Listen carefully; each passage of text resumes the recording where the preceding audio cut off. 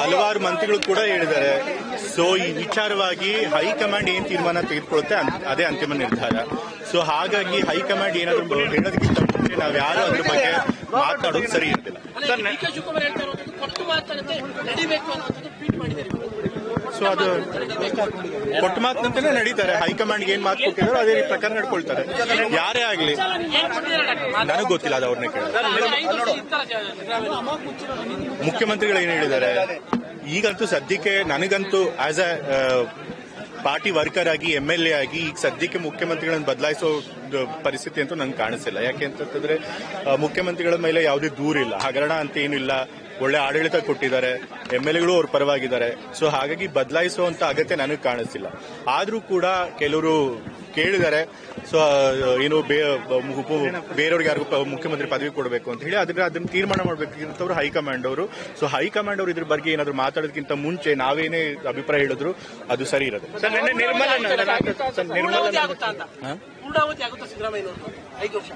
ನಂಗೆ ಈಗ ಹೇಳಿದ ಹೈಕಮಾಂಡ್ ಅವ್ರು ತೀರ್ಮಾನ ತಗೋಬೇಕು. ಹೈಕಮಾಂಡ್ ಅವ್ರು ಏನ್ ತೀರ್ಮಾನ ತಗೋತಾರೆ ಅದಕ್ಕೆಲ್ಲರೂ ಕೂಡ ಇವತ್ತಿನ ಪರಿಸ್ಥಿತಿಯಲ್ಲಿ ನನಗೆ ವೈಯಕ್ತಿಕವಾಗಿ ಅನ್ಸೋದು ಖಂಡಿತ ಸಿದ್ದರಾಮಯ್ಯ 5 ವರ್ಷ ನಿರ್ಮಲಾನಂದ ಶ್ರೀಗಳು ಕೂಡ DK ಶಿವಕುಮಾರ್ಗೆ CM ಪಟ್ಟ ಬಿಟ್ಕೊಡ್ಬೇಕು ಅನ್ನೋ ಮಾತುಗಳು. ಈಗ ನಮ್ಮ ಪಕ್ಷದಲ್ಲಿ ಯಾರು ಮುಖ್ಯಮಂತ್ರಿ ಆಗಬೇಕು ಆಗಬಾರ್ದು ಅನ್ನೋದು ಡಿಸೈಡ್ ಮಾಡಬೇಕಾದ್ರೆ ನಮ್ಮ ಪಕ್ಷದವರು. ಸೊ ಬೇರೆಯವರು ಯಾರು ಅದ್ರ ಬಗ್ಗೆ ಏನಾದರೂ ಅಭಿಪ್ರಾಯ ವ್ಯಕ್ತಪಡಿಸಿದ್ರೆ ಅದಕ್ಕೆ ನಾವು ಪ್ರತಿಕ್ರಿಯಿಸ್ತೀವಿ. ಈಗ ಪಕ್ಷದ ವಿಚಾರಗಳನ್ನೆಲ್ಲ ಆ ರೀತಿ ನಾವ್ಯಾಕೆ ಮೀಡಿಯಾ ಮುಂದೆ ಚರ್ಚಿಸಬೇಕು, ಅದನ್ನೆಲ್ಲ ಮಾತನಾಡಬಾರ್ದು. ನಾವು ಮಾತನಾಡೋದು ಯಾರು ಏನಾದ್ರು ಮಾತಾಡ್ಕೊಳ್ಳಿ, ಬಟ್ ಆ ತರ ವಿಚಾರಗಳನ್ನ ಮೀಡಿಯಾ ಮುಂದೆ ಚರ್ಚೆ ಮಾಡ್ಕೊಂಡು 2-3 ದಿನದಲ್ಲಿ ಸಿಹಿ ಬರುತ್ತೆ ಅಂತ ಇಕ್ಬಾಲ್ ಹುಸೇನ್ ಅವರು ಹೇಳಿದ್ದಾರೆ. ಅವ್ರನ್ನೇ ಕೇಳಿ ಅದು ನನಗಂತೂ ಗೊತ್ತಿಲ್ಲ. ಇಲ್ಲ CM ಅವರಾಗ್ಲಿ ಅಥವಾ ಬೇರೆ ನಾಯಕರುಗಳಾಗ್ಲಿ ಯಾರು ಪವರ್ ಶೇರಿಂಗ್ ಬಗ್ಗೆ ಮೊದಲೇ ತೀರ್ಮಾನ ಆಗಿತ್ತು ಅನ್ನೋದನ್ನ ಯಾರು ನನಗೆ ಹೇಳಿಲ್ಲ. ಫಸ್ಟ್ ಟೈಮ್ ಶಾಸಕರೆಲ್ಲರೂ ಕೂಡ ನಾಯಕತ್ವ ಬದಲಾವಣೆಗೆ ದೆಹಲಿ ಮಟ್ಟಕ್ಕೆ ಹೋಗಿ ಲಾಬಿಯನ್ನ ಮಾಡ್ತಾ ಇರೋದು ಇದೇ ಫಸ್ಟ್ ಟೈಮ್ ಅನ್ಸುತ್ತೆ. ಇದೇ ಫಸ್ಟ್ ಟೈಮ್ ಏನಂತಿಲ್ಲ, ಬೇರೆ ಸರ್ಕಾರದಲ್ಲೂ ಕೂಡ ಬೇರೆ ಪಕ್ಷದ ಸರ್ಕಾರಗಳಿದ್ದಾಗಲೂ ಈ ರೀತಿ ಕೂಗು ಇದ್ದೇ ಇದೆ. ಈಗಿರುವಂತ ಮುಖ್ಯಮಂತ್ರಿಗಳನ್ನ ಇಳಿಸಿ ಬೇರೆಯವ್ರು ಮಾಡಿ ಅಂತ ಕೆಲವು ಕೇಳ್ತಾರೆ.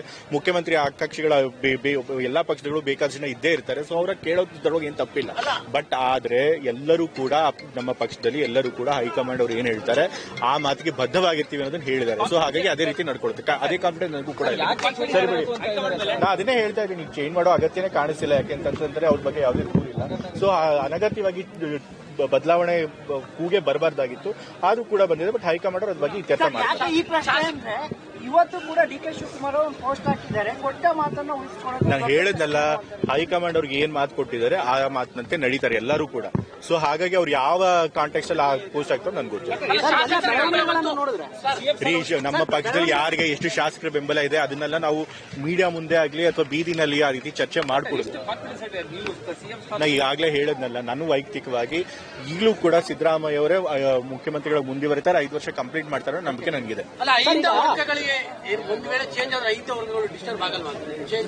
ಈಗ ಅದೆಲ್ಲ ಯಾತಕ್ಕೆ ಈಗಲೇ ಅದ್ರ ಬಗ್ಗೆ ಯೋಚನೆ ಮಾಡ್ತಿದ್ದೀರಿ? ಫಸ್ಟ್ ಆಫ್ ಆಲ್ ಮುಖ್ಯಮಂತ್ರಿಗಳು ಬದಲಾವಣೆ ಆಗ್ತಾರೆ ಅಂತ ಯಾರು ಕೂಡ ಯಾರೋ ಒಂದಷ್ಟು ಜನ ಕೇಳಿದ್ದಾರೆ. ಮುಖ್ಯಮಂತ್ರಿ ಬದಲಾವಣೆ ಆಗುತ್ತೆ ನೀವೇ ಹೇಳ್ತೀರಿ?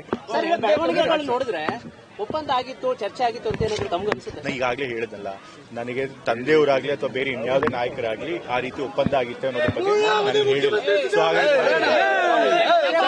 ಸೀಮಿತ ಕಮ್ಯುನಿಟಿಗೆ CM ಸ್ಥಾನ ಕೇಳ್ತಾ ಇರುವಂತದ್ದು, ಮತ್ತೆ ಬೇರೆ ಕಮ್ಯುನಿಟಿಯವರು ಕೂಡ ನಾವು ಅದ್ರ ಬಗ್ಗೆ ನಾನ್ ಮಾತನಾಡಬೇಕಾಗಿಲ್ಲ. ಹೈಕಮಾಂಡ್ ಅವರು ಎಲ್ಲಾ ಫ್ಯಾಕ್ಟರ್ಸ್ ಕೂಡ ಪರಿಶೀಲನೆ ಮಾಡಿ ಪಕ್ಷಕ್ಕೆ ಯಾವ್ದು ಒಳ್ಳೇದು ಅದ್ರ ಪ್ರಕಾರ ತೀರ್ಮಾನ ತೆಗೆದುಕೊಳ್ಳಿ.